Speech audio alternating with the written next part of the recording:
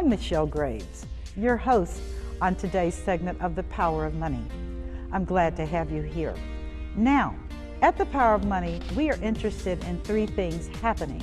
First, we want you to get the necessary education so that you and your family can make the decisions that will impact positively on you in your financial life. The second thing is that you be empowered to prosper. I only want the best for you. And you can only get that if you have education and then the drive to make it happen.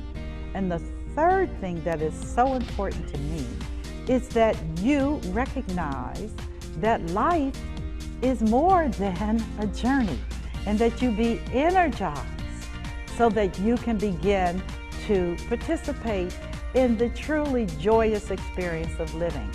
So, here's to empowerment, here's to education, and here's to energy. I'm Michelle Graves, your host, Power of Money, and here we go. And here we go. I'm Michelle Graves, your host on The Power of Money. Been doing this program for, good Lord, over 30 years now. That's a long time. I'm telling my age, but I don't care because I'm glad to be above the earth and thankful to not be below the earth. So today's segment is consistent with my philosophy to educate and empower. And I have an extraordinary guest on today. All my guests are extraordinary, but this is a heart thing I'm talking about today. And we're going to be dealing with facing widowhood. The statistics are staggering about the number of women who are now widows. My very dearest friend, we're the same age, she lost her husband 10 years ago. Her life has changed. And it's been a real transition. I'm proud of her going through this. But I brought on the show a woman that I admire and respect going way back for her work in dealing with this thing called widowhood. And that is Leau Kitare. And Leau has been involved for over 20 years in helping widows in every facet of their lives, including their finances. And so I wanted to bring her on. She's one of the co-founders of an organization called Bella Rose. Bella means beautiful, and of course a rose is just a beautiful thing of God. So she is here as one of the co-founders, which this organization is committed to working with widows and the people they love to help them through transition, to act as a referral source for all kinds of advisory services from attorneys and simple things, who to call to move, just being a go-to trusted advisor. So I'm delighted to welcome for today's segment for the next hour. For those of you that are widows, sit down, take a breather, and take notes. You got a woman on that understands. For those of you that aren't widows, just keep living. The statistics say that you will probably be a widow sooner than you think. So, how are you, madam? Thank you for having me, Michelle. Oh, gosh, it's so good to see you. You look fabulous. Thank you. That's a tough business. Yeah, well, just, I was trying to stay young.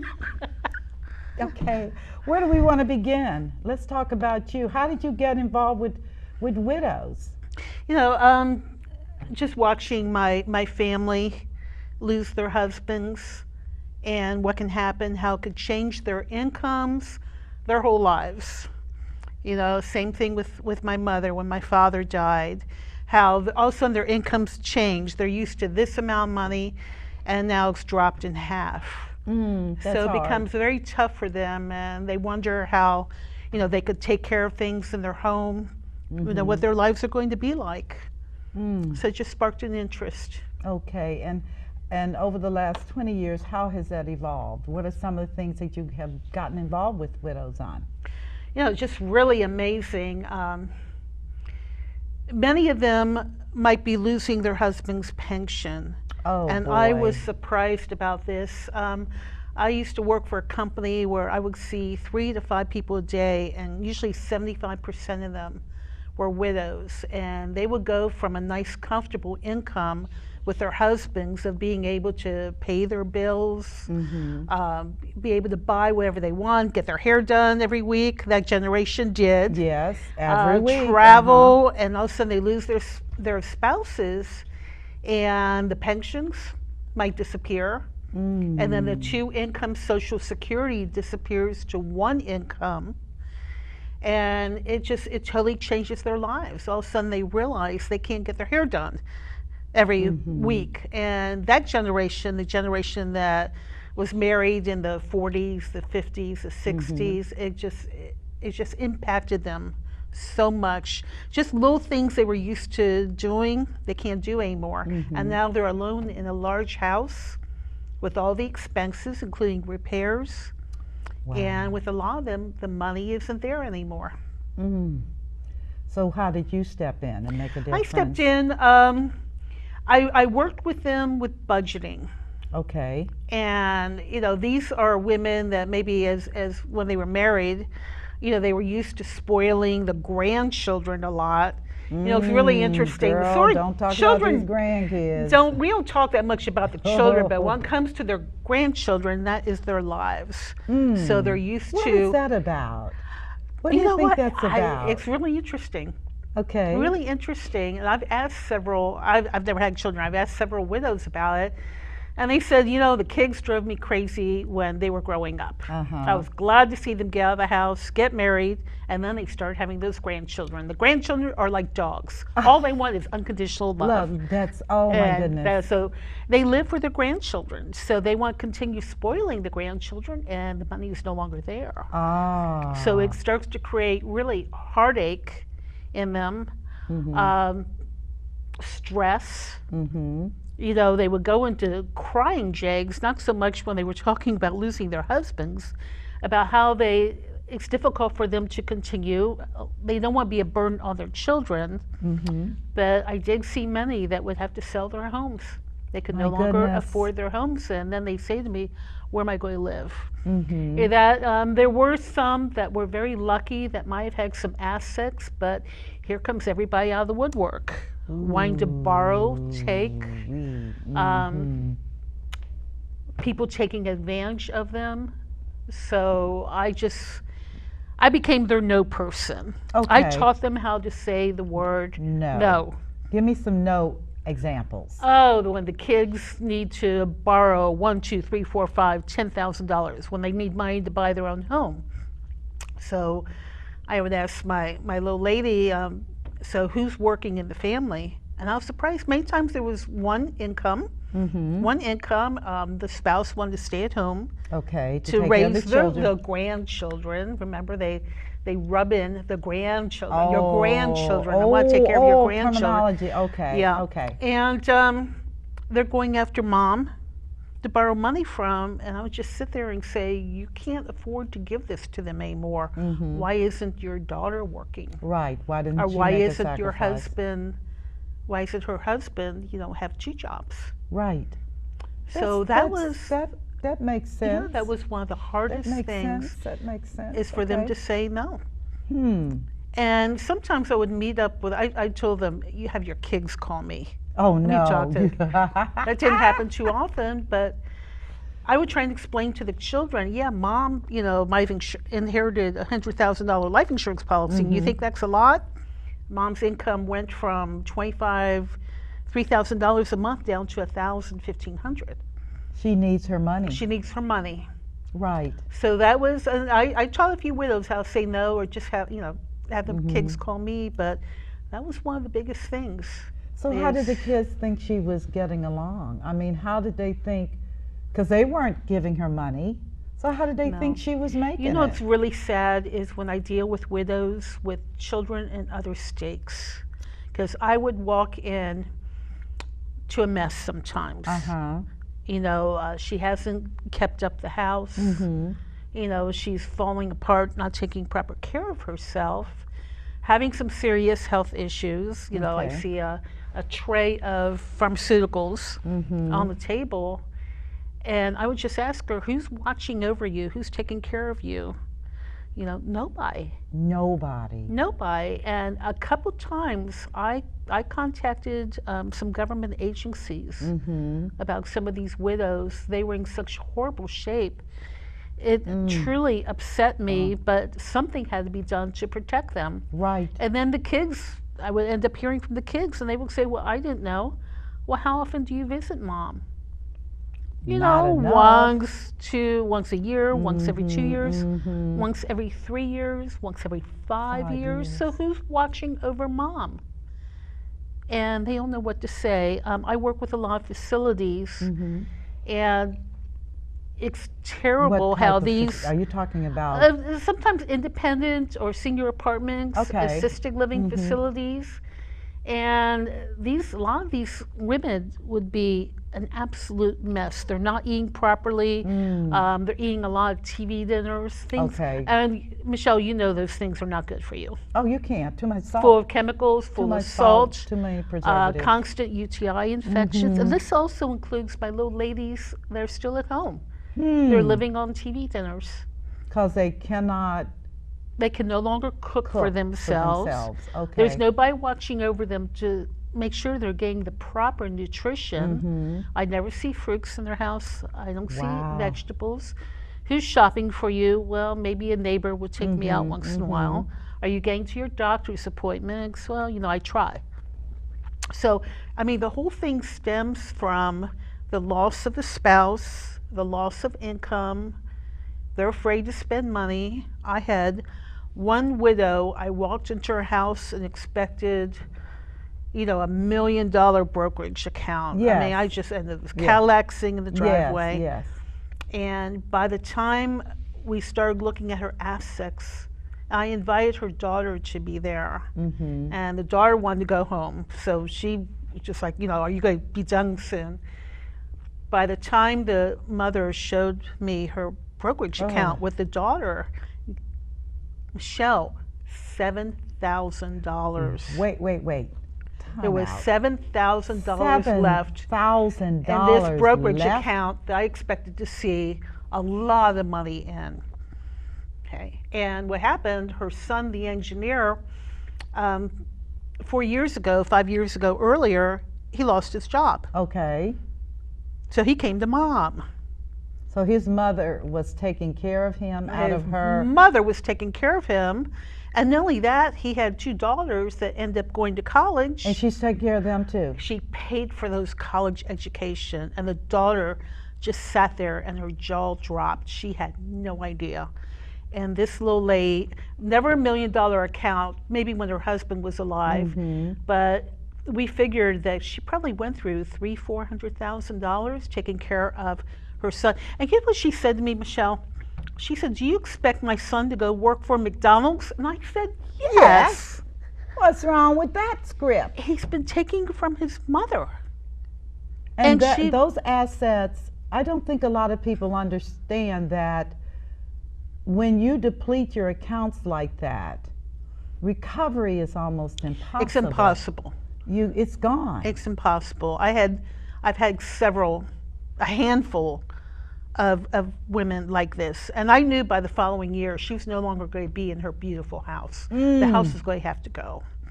I said to her daughter, if your mother needs a new roof, a new furnace, she doesn't have the money. And this daughter went from just a scornful look on her face for the hour I was there to walking me to the car, hugging me and saying thank you. I had no idea. The children need to be more involved. Even though this is a little lady that could still drive, children need to be involved. And I was very lucky. When my father died, my mother showed me where her checkbook was, where her CDs. I knew where her will was. She made me a power of attorney. And she said, you know everything. And when she got to the point where she started having some difficulty, she threw me her checkbook and said, here, I'm putting all this on you. So I knew everything that was going on with my mother. I've had, just in the past year, I've had 3 widows that I know of. and unfortunately I met them too late, who sold their homes and divided the money up among their children. Wait a minute. And I just they sat did there a distribution while they were still alive? and what did you do? What did I just you- look at them. What did you do? Why did they was that the only asset or the primary asset? The primary asset. They divvied up the money while they were still alive. while they still alive, and this one had a nice home in Reading, Ohio. Yes. Right across from a park. She Ooh-wee. had a car, but she could walk to the local grocery store. It was that close. Restaurants, drugstore. So she didn't tell me she sold her home, divvied up the money. She had 3 kids, so she ended up with 1/4 of this money. In Reading, Ohio, the house probably sold for maybe about $100,000. So Yeah. she kept $25,000. A year later, I heard from her, and she's living in her daughter's house on the edge of a golf course in a beautiful area. It was Okay. beautiful. I visited her there, and she said, "I am so miserable. Get me the hell out of here." Ha! The money was gone. And She spent her money. Yes. And I said, "Do you think your children will give you back your money?" Your money? No. No. No. So I told her I don't know what And her to do. misery was because of her loss of independence, I bet. The fact that Loss she of was husband, so all that extra all money. that extra, yeah. And here again, the family needs to think about that mom and dad, sometimes my widowers, mom may have 100,000, 200,000 sitting around, but mom can no longer go out there and work a full-time She job. has no income.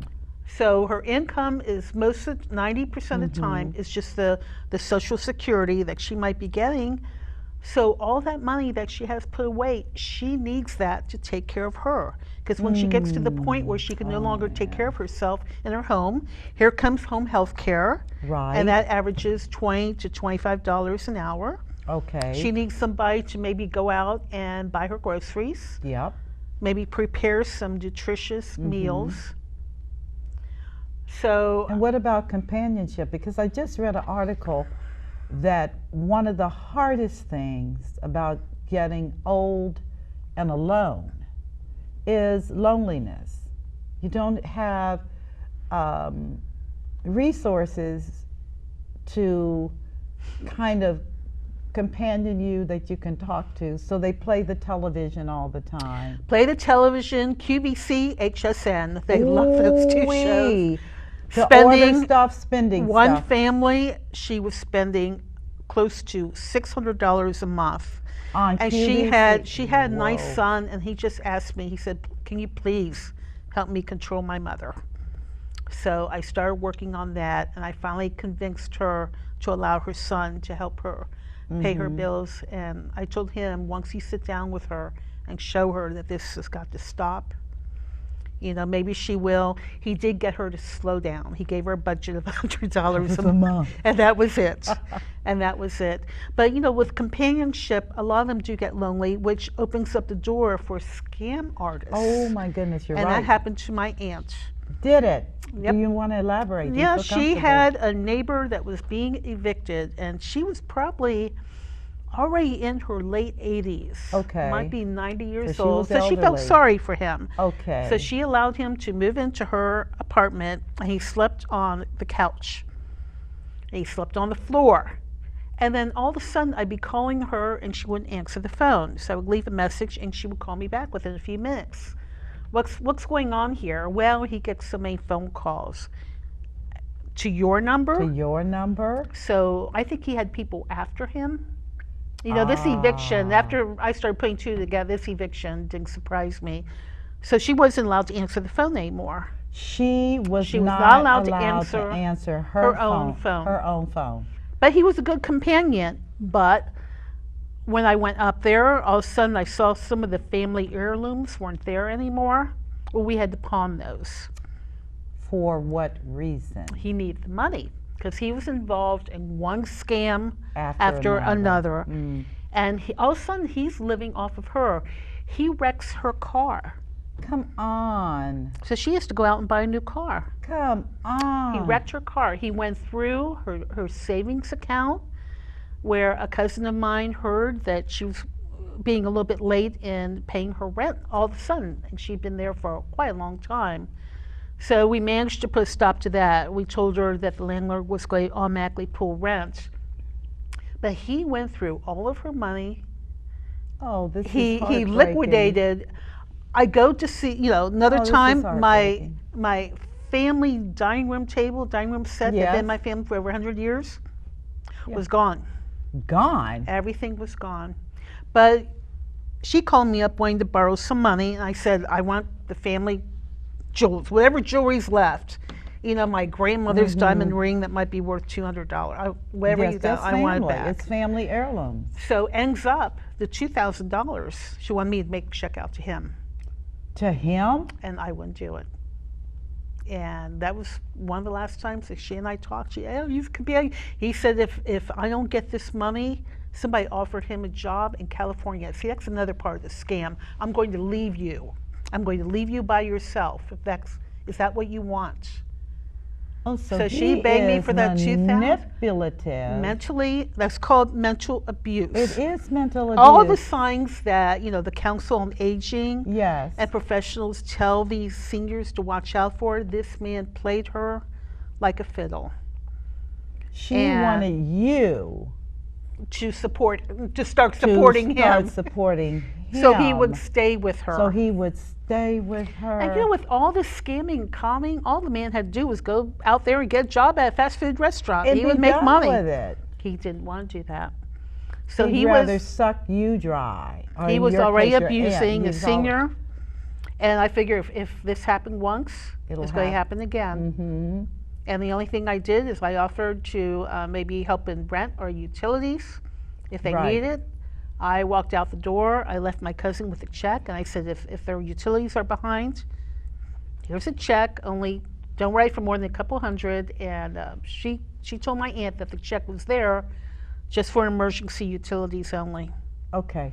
So I put a stop to that, but he ended up taking everything. Oh. She got to the point where I guess he put her in a nursing home, whether He she needed or not. He Put took everything. her in a nursing. Yep. And then he kept the Social Security money, was trying to continue to live off of that. So he was forging her name on Oh, checks to no. pull this Oh, money no. out. Things like this happen, Michelle. Not only my aunt, I've seen it quite a few times. Many times it's their children or That's what grandchildren or friends. Yeah. Children. Yeah. When a child is a predator. I did Yeah. a show years ago with a gentleman on elder abuse, and it was just starting to come up for air. This goes back almost a decade, but I sat there with my mouth hanging open. And then there was another gentleman who's a local attorney, Craig Matthews, who specializes in this. He shared with me, my knowledge grew so much about, I asked him, I said, people are like that? He said, Michelle, evil is on the face of the earth. Yeah. I've had some clients with just rotten children, all of them. And then I may have a client with the most wonderful children in the world. They all come together. Yes. And I sit there and say, I don't know if mom might have enough money to pay for any care. And they look at each other. It's like, we take care of my mother. Yes. We'll take care of her. Don't worry about that. Yes. Mom will always have a safe place to live. And I worry about safety with Yes. them too. One of my, and this is a male, a client of mine, I told him to put a camera in his father's house just to watch over dad in the hallways. Yes, And he yeah. turned it on because dad had become widowed recently. I turned the camera on when the camera was on, but Yeah. he went to look at it and saw his father, flat on the floor. Dad passed out. And he happened to be able to see it on the video feed. Yes. So something else I recommend, if you've got a single parent in a home and they might be unsteady or maybe have trouble with blood sugar, diabetes, put a couple cameras around. Okay. There's some things that you could put on the top of your parents' bedroom door that alerts you when they open up the door. If they're not opening up their bedroom door to leave the bedroom, Okay. need to check into that. Get the life alerts for around their neck. If they I'm drive, falling and I yeah, can't get up. if they drive around, they even have some that if they feel dizzy or pass out, at their local supermarket, they could push the button. So there's a lot of things out there. That is encouraging. There's so many wonderful things out there, to help our families, and especially the women are especially vulnerable I would because the men definitely think usually so. worked, so they're in better health. And the women, many of the women were just housewives, so they didn't get the amount of exercise that their husbands got. So a lot of them I find have more trouble with balance and maybe weak knees. I don't know that much about diabetes, but I'm told that sometimes it could leave you very much lightheaded. Yes. And Sugar whenever I will- talk, blood sugar. whenever I talk to any families, I always first question, does your mother complain of feeling dizzy in the morning? Okay, yes, no. Yes, might be blood sugar dropping. Could Get be, like a can of nuts and put it by their bedstand. If they wake up in the middle of the night, tell them They to could take take a couple of of nuts. and that should help maybe with So some of the what, issues. based on what you have seen, and I find this fascinating yet troubling, because my mother was a widow, and after my father's death, now she's smart, she's an accountant and handled family affairs and all the above, but it was still, there was an off balance to that when she recognized that he was not there for her. And so, and she did have the advantage of her daughter, which, She was lucky to have some oh yeah, I children was, around yeah, that to help just, her. yeah. But what would you say after the burial, after he's in the ground or in an urn or whatever he is, but he's gone? What are some of the things that women need to do right after death occurs? Their sisterhood around them. Okay. Their family and their friends need to make it a point to visit them in the home Okay. or get them out. I mean, even for them to go out for lunch every day or go to a movie, go where they need to get around people. And it's interesting, men, I'm sure you've gone to some of the fast food restaurants in the morning and there's a group of men. Oh I see yeah, that all the they time. cluster at White Castle Women and White. so much don't do that. Huh? Really? Men seem to hold on to their friends, and some of the women don't. Why Not as is well as the that? men. I don't know. I think it's just in our DNA. We'll always be there for each other. Yeah. But best thing for them to do is just try and go out and make some new friends. There's some services out there that will call mom once a day and usually volunteer and talk to her for a couple minutes. But the worst thing you could do is just leave her alone. So friends, families, just stop by, try and get her out of the house a little bit. And for many people who've lived in the house their entire life, and maybe they're getting to the point where it's a little bit difficult, even spouses, to take care of the house. Yes. I recommend retirement communities, either retirement apartments, because usually in the retirement apartments, they may have a worker in there that does activities for them. Okay. The independent livings, even, I've got many clients living at home that should be in assisted living. And the one thing I tell their children, they're all about to break out into tears, they're putting mother in assisted living.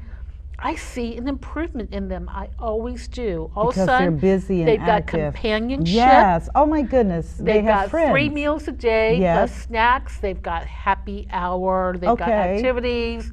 They've got, nail activities where they sit there, they put nail polish on each other's nails.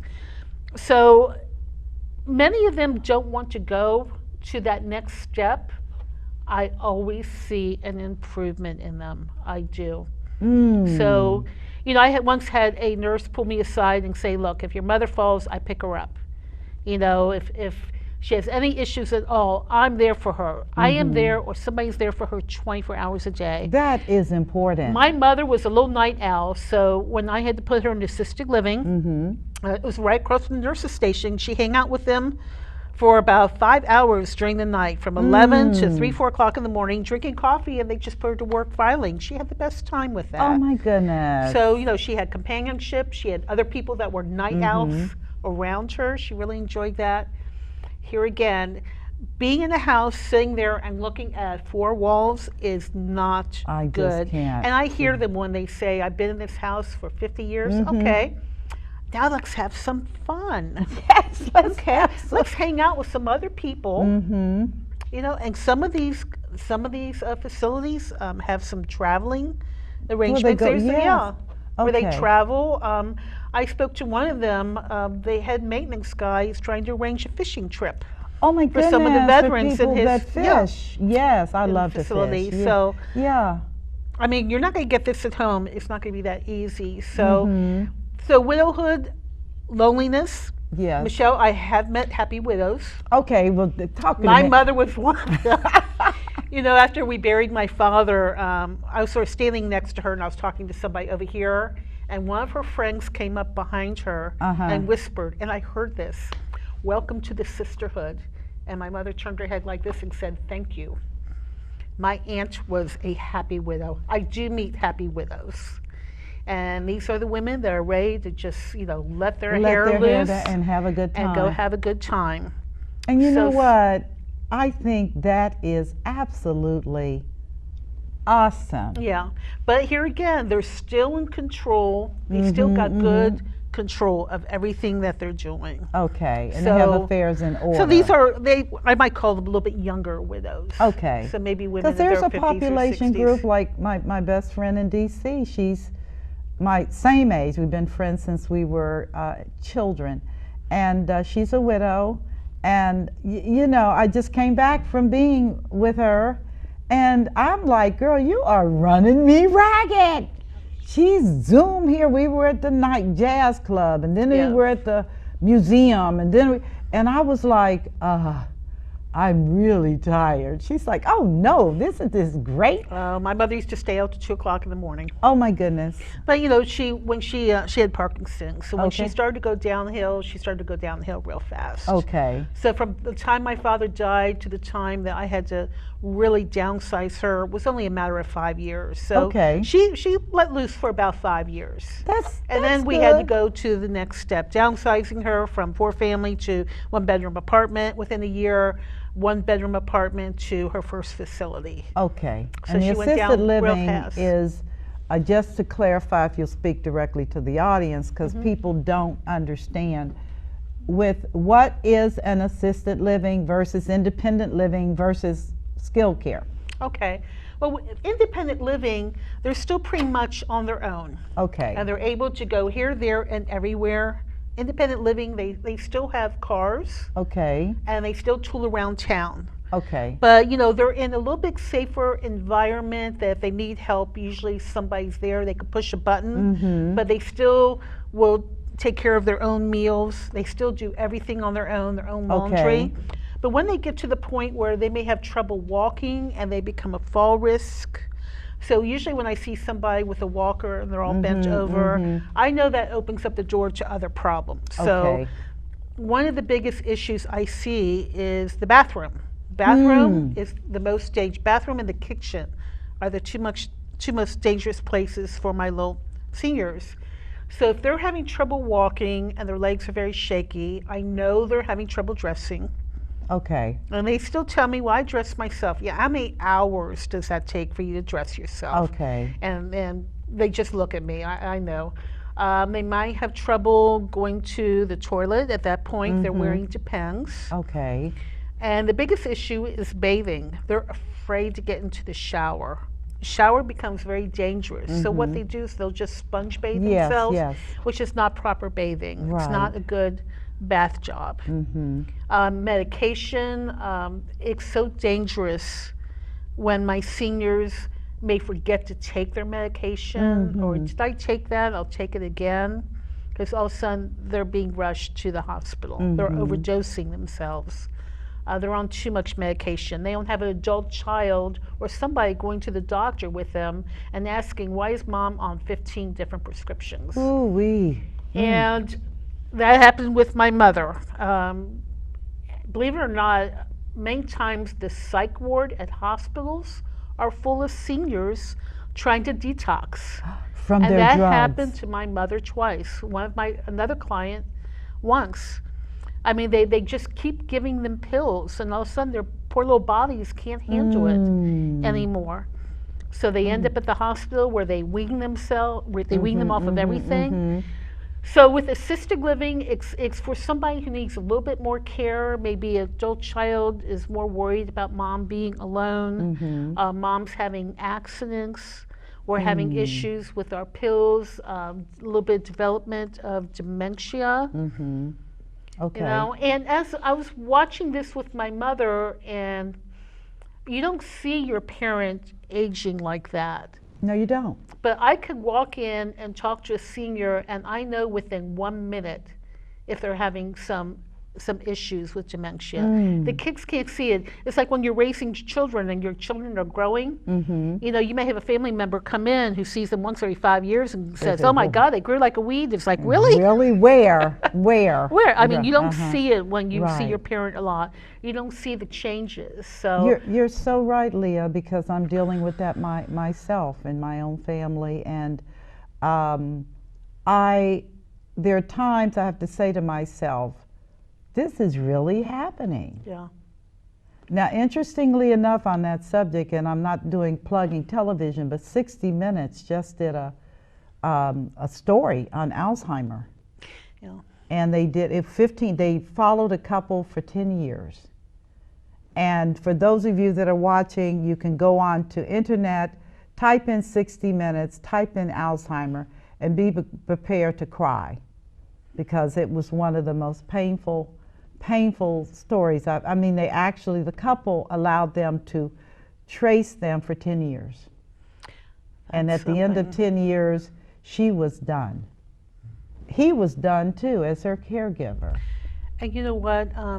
There are times when the caregivers... I don't mean to get off subject. Yeah, there are times when if you have a caregiver, basically they would die before their sick companion. Well, I that's also what saw he that said. in my family. Yeah, Yeah. because they get so burned out. I have many widows and some widowers living with their children, and I'll meet with the children and they just sit there and cry. They are so stressed out. They are so stressed out. They're on the verge of a nervous breakdown. Because it's just, the behavior is so bizarre. Right. And you're not prepared to see a parent behave like that.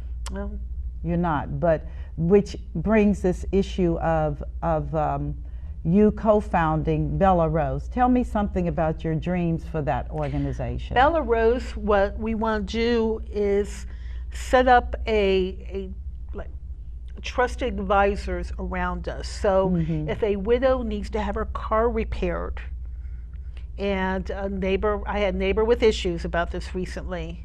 If she needs somebody to repair her car, we want to make sure that she doesn't get ripped off. Right.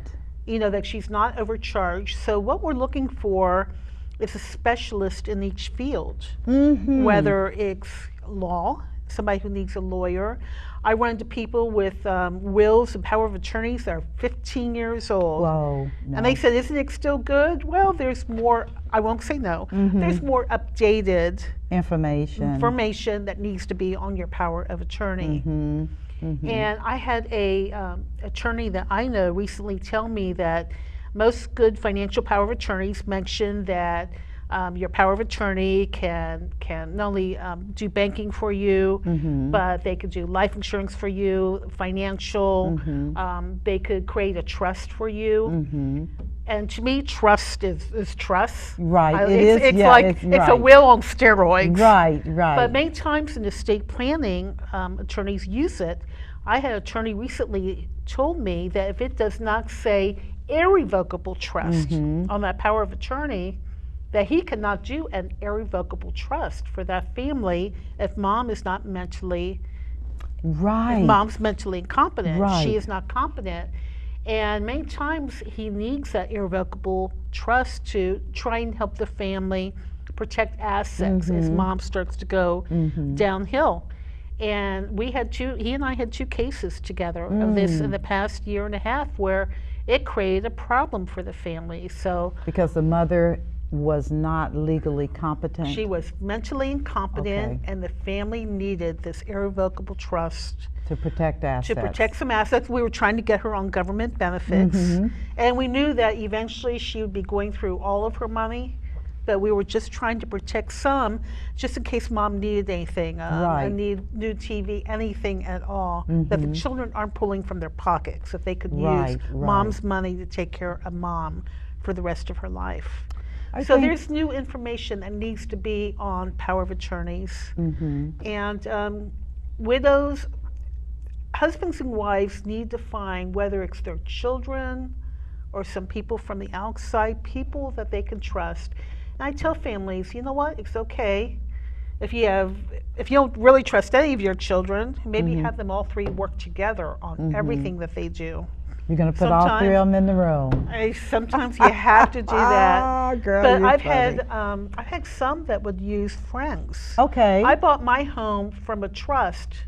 The man's children were not his successor trustees. His best friend was. Huh. So at my closing, here's the best friend signing all the documentation. Okay. So okay. I don't know if the man didn't trust his children or Well, just trusted his friend more. It's children are, I have three of them. They're all different.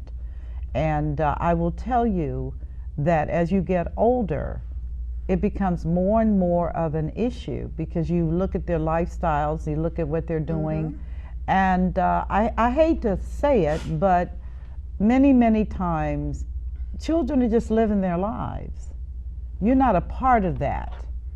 And I think that people need to be very conscious of the fact that if your legacy means you got to move back with your children, that's a problem. Yeah. I mean, that's a problem. And with many widows especially, I'm in a swim class every other day. We do water aerobics. And I'm the youngest thing in there. These women are in their late 80s, 90s, swimming, doing dog paddling. That's wonderful. Everything. And they call me the kiddo. I'm kiddo. I'm like, I'm not Betty Davis. You can't be calling me kiddo. But kiddo this, kiddo that. But the point is that they're all widows. And some of them are handling it well and others are not. I can see it in terms of the social dynamics. She was used to being quiet. And he's the one that did everything. Yep. And then there's some that are much more affable and fun. And again, they said, well, you know, my husband didn't say a word, so if I wanted to have fun, I better learn how to chip it up. You all know? of a sudden, the ones that are more active are learning how to stand on their feet. Yes. So they're recouping something they had before they got married. I think that's what it is. It's They're very recouping what important. they had. Yep. But with our group, with Bella Rose, I mean, we're looking for that construction guy. Okay. You know, we're looking for the handyman. The bank. Believe it or not, there's good banks and there's Not so banks good. that I met with two people yesterday having some major issues with their banks. So we want a trusted bank. What we want put together is a list of people that these ladies can trust. And when they call the phone number and they are referred to one of our people, you know, we're also going to get a message Yes. that this widow called and asked for the name of a handyman. And then this way we could go back and check to make sure she's happy with that handyman. Yes. And we're hoping that the handyman, anybody that we refer to them, will give them a little bit of a discount too. Well, But they just want to sure. be treated fairly. Sure. You know, men get ripped off sometimes, but Plays less out likely. a little differently, Less though. likely, but That's- we've had people take advantage of not only women. I've had that happen to me, but you know, especially widows could be vulnerable. You know, I want to teach them caller ID on their phone. If they don't recognize that name, let it go to voicemail and then listen to it. Don't pick up the phone. Right. I had Why a lady. is that so hard for them not to pick up the phone? Is Oh, that a 'cause- generational thing? Yeah. Okay, when you Friendly. answer the phone. Yep. You don't let it go to voice. Right. And if somebody's calling them, scammers calling them, or somebody trying to sell new windows, new roof, they were taught to be polite Okay. and talk to them. And Different these guys do get in the door sometimes. They do. They still do. Yep. I had a Because lady there's been call a me up. lot of information on television on scammer alerts and things to do, but yet and still, a lot of people still are not conscious women, because women were protected. I think a lot of those women, They were protected. they were protected by their husbands. That's right. And therefore they didn't have to interchange or engage in dialogue with people that they didn't know or feel comfortable Yeah. with. Now, my household, my mother ran the checkbook. I It got was never a you. problem. It was never a problem, but I meet women that look at a checkbook and they don't know what to do. So all of a sudden, you know, their sons or a family member wants to take over. And if I feel they are still competent to do that, I had one lady call me, had me be at her house to argue with her son, About who her wanted money? to take control of everything. She's never driven in her life. Okay. Her husband kept that car away from her, so she wanted to learn how to drive.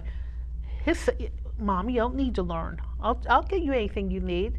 And these two were arguing. He wanted to take over all of her finances, and this was a woman in her mid-60s, totally mentally competent. Yes, that's, you're talking about And me. I think she was going, I think she might have turned into one of my happy little widows, but Uh-huh.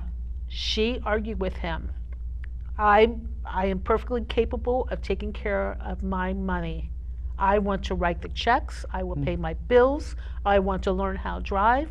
And the son just sat there and kept saying no, no, no. And I met her husband before he died. The son was just like her husband. Oh, So my I goodness. walked, I got out there, but I called her up and I said, you continue. You just tell your Her son. life. No. I said, if your son is on your bank accounts, Take him get off. him off. Take him off. Get him off. If you've got another trusted child, you know, you don't need to put your children on your checking and savings. They just need a good power of attorney.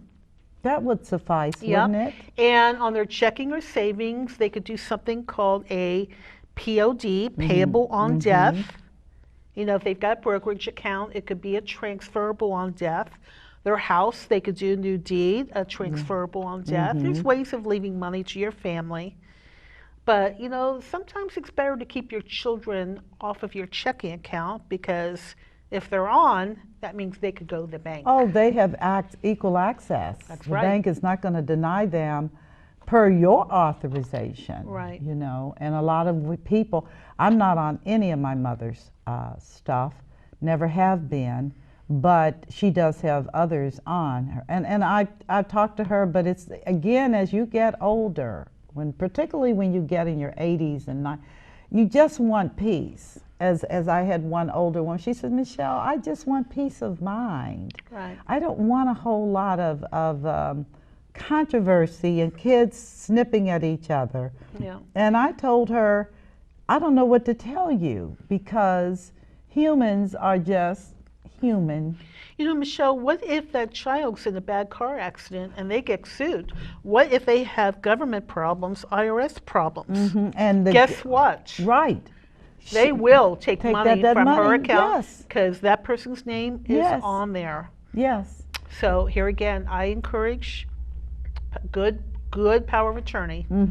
Find a elder care attorney Yes. and get the latest and the greatest in the way Yes. of paperwork. I tell my clients, spend that money.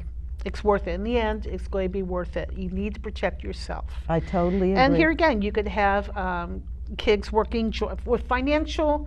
I think kids should work jointly with that. Should All of have them. two, especially, you know, if you're a little bit concerned. And then, you know, then again, if you've got a child who's doing extremely well, knows how to save money, loves you with all their heart, Yes. calls you every day, worry about mom, and that child you could trust. Yes. Yes. There's sometimes, you know, if you've got kids you're not sure of, maybe find somebody else.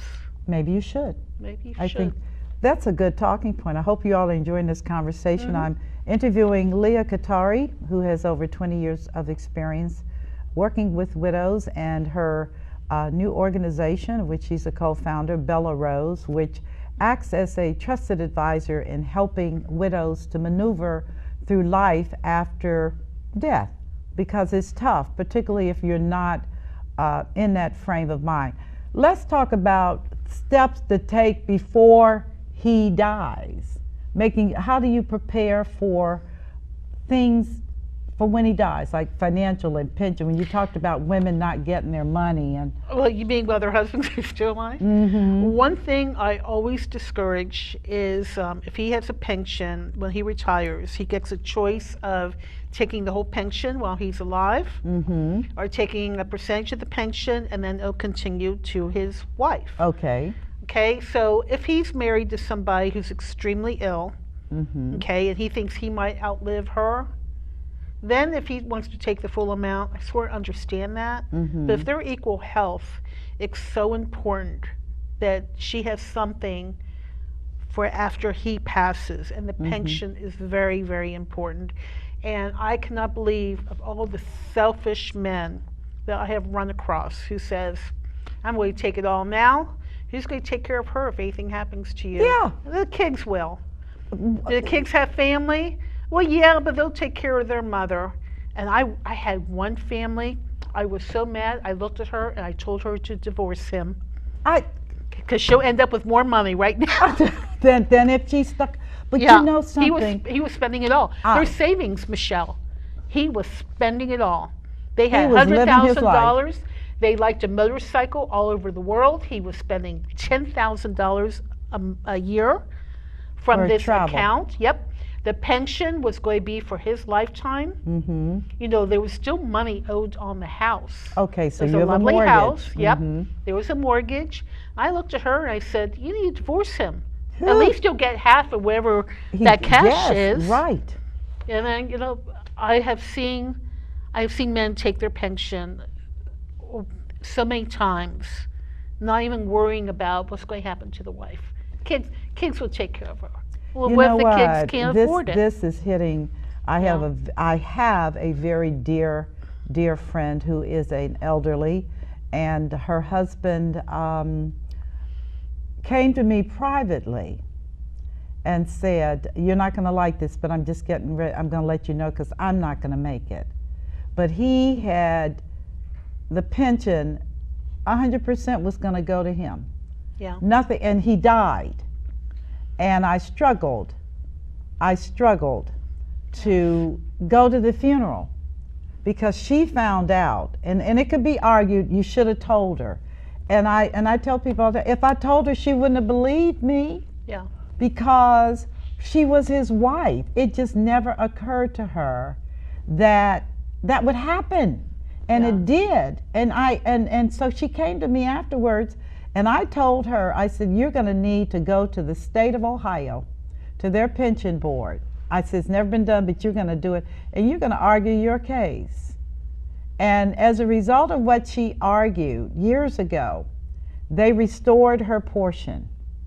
Okay. That was unusual, but she would have been destitute. And they changed the requirements, which is for him to get 100%, a wife would now have to initial that she was assenting to I've seen those documents get forged. I know. Too. Oh, goodness you know gracious. That. You and I know. But I said that because that was so much. Give our viewers how they can reach you if they need someone that they can get help from or assistance from. Sure.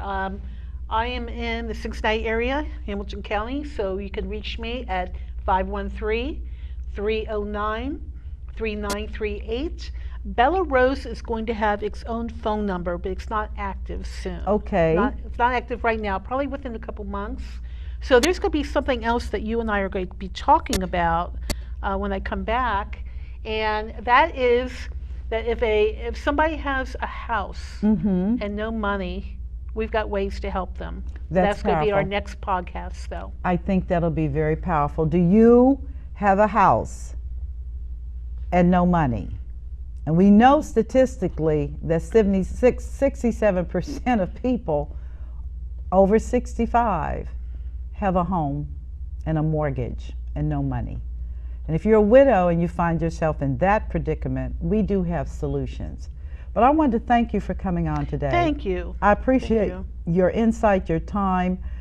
I'm personally involved in making sure that women who are in areas of vulnerability, including widowhood, that's a biggie one. Yes. That's a biggie. Grief is rough. Yes. And I don't care who you are. there are times where you have to say, I need somebody I can trust, and who can I get help from? And I'm just going to encourage you to consider Bella Rose. You have her phone number. Did you give it? Did you give the phone number? I did. Okay, great. I did. For them to call. And again, I thank those of you who are listening in, and those of you who may be listening in on YouTube on down the road. Please, please recognize that this is a new journey. I don't have any safe predictions, but I do believe that if you have trusted advisors there for you who are committed to seeing you get through this successfully, that you will get through this. So on today's segment of The Power of Money, I want to thank you for watching Facing Widowhood with my very special guest, Leau Kitare, who is co-founder of Bella Rose, which means beautiful rose. You have a blessed and wonderful day. I'll talk to you soon. Thank you. Bye-bye.